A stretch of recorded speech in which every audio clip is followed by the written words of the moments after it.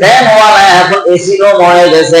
আরামের আরাম, আরামের আরাম, আরাম আর আরাম, আরাম আর আরাম। এখন এমন রোগে আক্রান্ত হয়েছে, ডাক্তারের কাছে বলে আপনি মাটির ঘরের মধ্যে আপনার বসবাস করতে হবে, আপনাকে শীতল সুবাতাস হাওয়ার মধ্যে আপনি থাকতে হবে, আপনি এসির হাওয়া থাকতে পারবেন না, এসির মধ্যে থাকতে পারবেন না, ফ্যানের হাওয়া আপনার জন্য ঝুঁকিপূর্ণ। হ্যাঁ, স্বাস্থ্যসম্মত নরমাল একটা, হ্যাঁ, আল্লাহ তাআলার প্রদত্ত নিয়ামত যেটা অক্সিজেন, যে বাতাস, এটা আপনার শরীরে লাগাইতে হবে। আপনার শরীরের মধ্যে এমন জীবাণু ঢুকছে, যদি এসির হাওয়া আপনার গায়ের মধ্যে লাগে, আপনার রোগ হয়তো আরো বেড়ে যাবে। कभी सुख है कभी दुख है, यही का नाम दुनिया है। अभी क्या था अभी क्या है, यही दुनिया बदलती है। দুনিয়াতে কেউ চির সুখ করতে পারবে না, কেউ চির দুঃখী হতে পারে না, এটার নাম হলো দুনিয়া। এই জন্য আল্লাহ তাআলা বলে, ইয়া আইয়ুহাল্লাযীনা আমানু, ও ঈমানদারেরা, ও দেখলো ইসলামের মধ্যে প্রবেশ করো। বলে তো আমি প্রবেশ করেছি। বলে কিভাবে প্রবেশ করছো? বলে আমি তো মুসলমান। বলে মুসলমান মুখে দাবি করলে হবে না। তুমি ফজর পড়ছো নি? বলে না পড়ি নাই। যোহর পড়ছো নি? বলে পড়ি নাই। আসর পড়ছো নি? পড়ো নাই। মাগরিব পড়ছো নি? বলে পড়ো নাই। এশা পড়ছো নি? বলে পড়ো নাই। তাহলে তুমি মুসলমান নামে মুসলমান, কামে হলা তুমি হরিচরণ। কামে হলা কি? হরিচরণ। মুসলমান কাকে বলে? বলে আল ইসলামু বারদান নেহাদান বাতাত। ইসলাম অর্থ কি? শান্তি। আর ইসলাম শব্দের অর্থ হলো আত্মসমর্পণ, সারেন্ডার। হ্যাঁ, আল্লাহ তাআলার হুকুম আহকাম যত আছে এগুলোর উপর আমি সারেন্ডার হয়ে গেলাম। বলে আল্লাহ তাআলা ফজরকে যোহরের সময় দিল না কেন? বলে আল্লাহ তাআলার ইচ্ছা, ফজরের সময় ফজর, যোহরের সময় যোহর। বলে না, যোহরের নামাজ আমি আসরে পড়বো, আসরের নামাজ যোহরে পড়বো, এই সালাকে যদি করো, বলে তুমি মুসলমান দাবি করতে পারো না। হ্যাঁ, আল্লাহ তাআলা কত সুন্দর একটা নিজাম দিয়েছেন। ফজরের নামাজ বান্দা সারা রাত ঘুমের মধ্যে থাকবে, ফজরের নামাজ যে সময় যখন উঠে যাবে, 2 রাকাত সুন্নত পড়বা, 2 রাকাত ফরজ নামাজ পড়বা। আবার যোহরের সময় হয়ে যাবে, 4 রাকাত সুন্নত পড়বা, 4 রাকাত ফরজ নামাজ পড়বা, 2 রাকাত সুন্নত পড়বা, 2 রাকাত নফল পড়বা। কত সুন্দর নিজাম দিয়ে দিয়েছে। বলে আমার হুকুম মানবা, নামাজের বদৌলতে আমি তোমাকে জান্নাতের মেহমান বানাইয়া দিব। মিফতাহুল জান্নাতিস সালাত। নামাজ হলো বেহেশতের চাবি। নামাজ ছাড়া বেহেশতে বান্দা যাইতে পারবে না। তাফসীরে তাবারীর মধ্যে লেখা আছে, এক বান্দা লক্ষ লক্ষ লক্ষ টাকা দুনিয়ার জমিনে জীবিত থাকা অবস্থায় লক্ষ লক্ষ টাকা দান করছে, প্রতি বছর হজ করেছে, প্রতি বছর হজ যায়, আবার মাঝে মাঝে উমরাও যায়, আবার মাঝে মাঝে সৎ কাজের আদেশে করে, অসৎ কাজের নিষেধে করে, আবার দুনিয়ার মধ্যে দুনিয়াকে ধরার জন্য বড় বড় ক্ষমতার পথ চাইছে, দুনিয়ার মধ্যে বড় বড় ক্ষমতার লোভে তার দিলের মধ্যে মহাব্বত, দুনিয়ার মহাব্বত বোঝাই করা ছিল। এরকম লক্ষ লক্ষ লক্ষ লক্ষ লক্ষ মানুষ আসরের মাঝে এই ধরনের লালুসওয়ালা লোক আল্লাহ তাআলার আরশের সামিয়ানার নিচে তাদেরকে স্থান দিবে না।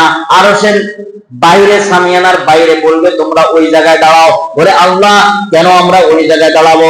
তাফসীরে তাবারীর মধ্যে লেখা আছে, বলে আল্লাহ প্রতি বছর তো হজ করছি, প্রতি বছর তো উমরা করলাম, কয়েকবার উমরা করছি, আবার দান সদকা করতাম, সৎ কাজের আদেশ করতাম, তাহলে আল্লাহ আপনার আরশের নিচে আমাদেরকে কেন ছায়া দিলেন না? আল্লাহ তাআলা বলবে কপাল পোড়া, হজ করছো বলা কথা, হজ তো জীবনে একবার ফরজ, যাকাত তো বছরে একবার ফরজ হয়, উমরা জীবনে একবার করলেও হয়, না করলেও কোনো অসুবিধা নাই। উমরা তোমার জন্য কোনো ফরজ না, হজ কিন্তু ফরজ, যাকাত দেওয়া ফরজ। কিন্তু আসল হলো ঈমান আনার পরে হলো নামাজ। বান্দা তুমি নামাজ পড়ো নাই, দুনিয়া সব করেছো, তোমরা হলো বড় আসামি। তোমরা হলে কি? বড় আসামি। নামাজ পড়ো নাই, নামাজি যারা দেখো তারা হলো আমার আরশের নিচে ছায়া পানেওয়ালা। তাদের কাছে কুদরতি, আমার কুদরতি চাবি তাদের হাতে দেওয়া আছে। সুবহানাল্লাহ। যারা জান্নাতের মধ্যে যখন বেডের মধ্যে যখন সিরিয়াল ধরে দাঁড়াবে, বসুন্ধরা বাড়িটার মধ্যে এমন কিছু বাড়ি আছে, যখন যে বাড়িওয়ালা যে ভাড়াটিয়াদেরকে ওখানে রাখা হয়েছে, ওই বাড়িওয়ালা ভাড়াটিয়াদের সাথে একটা সিসি ক্যামেরা ওখানে ভিডিও ফুটেজ এখানে একটা লকার সিস্টেম করে রেখেছেন। যে ভাড়াটিয়া তার সাথে ওই চেহারার সাথে যখন মিল হয়ে যাবে অটোমেটিক দরজা খুলবে, অপরিচিত লোক চাইলে দরজা খুলবে না। দুনিয়ার সিস্টেম যদি এরকম হয়, নামাজিওয়ালা যখন জান্নাতে যাওয়ার জন্য তাড়াহুড়া করবে, যদি নামাজের পাওয়ার থাকে, নেকামলের পাওয়ার থাকে, আল্লাহ তাআলা বলবে বান্দা আমার কাছে চাওয়া লাগবে না, আজকে তোমার ইমানের পাওয়ারে তুমি জান্নাতে ঢুকে যাও। এই জন্য নামাজ, ও বান্দা নামাজ নামাজ নামাজ। আল্লাহ রাসূল সাল্লাল্লাহু আলাইহি ওয়াসাল্লাম বলেন, আমার উম্মতরা নামাজ দুনিয়ার মধ্যে থেকে যখন রাসূল সাল্লাল্লাহু আলাইহি ওয়াসাল্লাম বিদায় নিয়ে যখন চলে যাবেন, তখন বলে নাই আয়েশা, আবু বকর, ওমর, আমার জন্য কয়েকটা বাড়ি আমার জন্য লিপিবদ্ধ করিবা, আমার মেয়ে আছে, আমার নাতিন আছে, আমার বংশমনিয়াত অনেক লোক আছে, আমার অনেক সম্পদ আছে, এগুলা দুনিয়ার মধ্যে আমার ওয়ারিসদেরকে মালিক বানায়া দিবা। এই কথা বলছে? বলে নাই।